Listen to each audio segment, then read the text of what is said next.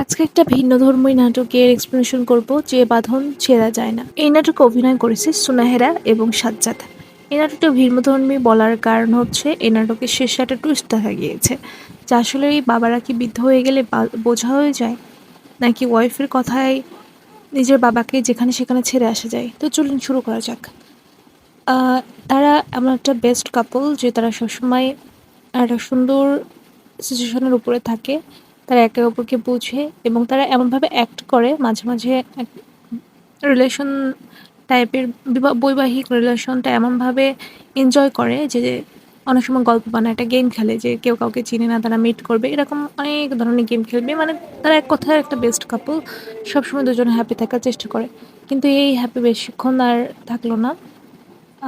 একদিন হঠাৎ তার বাবা আসলো, তার বন্ধু মূলত তার বাবাকে নিয়ে আসে তার বাসায়। কারণ তার বাবা একটু অসুস্থ, তাই সবকিছু চিনে রাখতে পারছিল না এবং সেখানেই তাদের সংসার ভাঙার শুরু। তার বাবাকে ডাক্তার দেখানোর পর দেখে যে তার বাবাকে অনেক রোগে আক্রান্ত করে ফেলছে। আর এসব রোগ আক্রান্ত করে ফেলার কারণে সে তার বিছানা নষ্ট করে ফেলে। সে যেখানে সেখানে জিনিস রেখে ভুলে যায়। তখন থেকে তার বউ বেশি বিরক্ত হতে শুরু করে যে আসলে বাবা কেন এসব বলবে, এগুলো কেন করবে। এবং একটা সময় পর সে এতটাই বিরক্ত হয়ে যায় যে তার হাজব্যান্ডকে বলে যে সেগুলো মেনে নিতে পারছে না এবং তার সাথে থাকবে না। এবং মেয়েটির যে মামা ছিল, সে মামাও বোঝায় যে আসলে তাকে বোঝানো উচিত এবং তার বাবাকে বৃদ্ধাশ্রমে পাঠিয়ে দেওয়া উচিত। আসলে মেয়েটির সবকিছুই নষ্ট করে ফেলছিল, যে কারণে মেয়েটি তার চাকরিও হারায়। আর এই চাকরি হারানোর কারণে বেশি বিরক্ত হয়ে যায় যে একটা বয়স্ক মানুষের জন্য আমার সবকিছু হেল হয়ে যাচ্ছে এবং মেয়েটি সিদ্ধান্ত নেয় যে ছেলেটার কাছে থাকবেই না।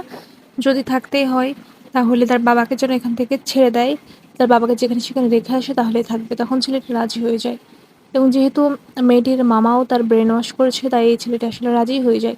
এবং যেদিনকে তার বাবাকে রেখে আসবে সেদিনকে মেয়েটি ভালো খাবার রান্না করে খাওয়ায় যেন তাকে রেখে আসার জন্য একটা সুযোগ পায়। এবং ছেলেটি বলে তার বাবাকে সে নিয়ে পার্কে বেড়াতে যাবে এবং পার্কে বেড়াতে যেয়েই মূলত তার বাবাকে ছেড়ে আসতো প্ল্যান করেছিল। কিন্তু মেয়েটি তার বাড়ির কাজের লোকের সাথে কথা শোনে যে আসলে আমার বাবা মারা তো আমাদের অনেক বড় করে এভাবে তারা খারাপ কাজ করবেই, নোংরা করবে, এটা স্বাভাবিক।